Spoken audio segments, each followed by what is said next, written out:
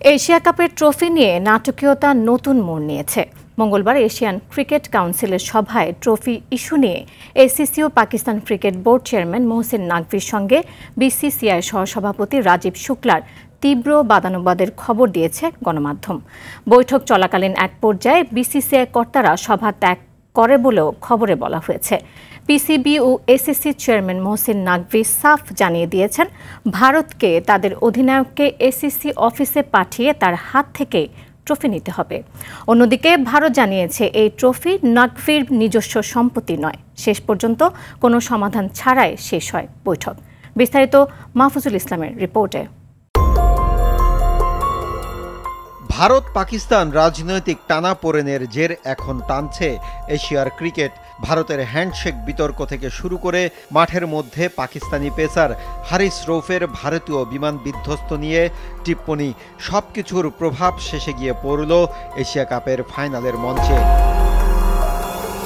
পিসিবির সভাপতি ও এসিসির চেয়ারম্যানের কাছ থেকে ভারতের ট্রফি না নেয়ার ঘটনায় তোলপাড়। এমন বিরল ঘটনার জন্ম দেয়া ভারত উল্টো তুলেছিল অভিযোগ, যার তীর ছিল পিসিবির সভাপতির দিকে। ট্রফিহীন উদযাপনের পর ভারতীয় ক্রিকেট বোর্ডের দাবি ছিল দ্রুত টিম ইন্ডিয়াকে ট্রফিটি বুঝিয়ে দেওয়ার, কিন্তু পিসিবির সভাপতি ও এসিসি চেয়ারম্যান মোহসিন নাকভি নাছোড়বান্দা।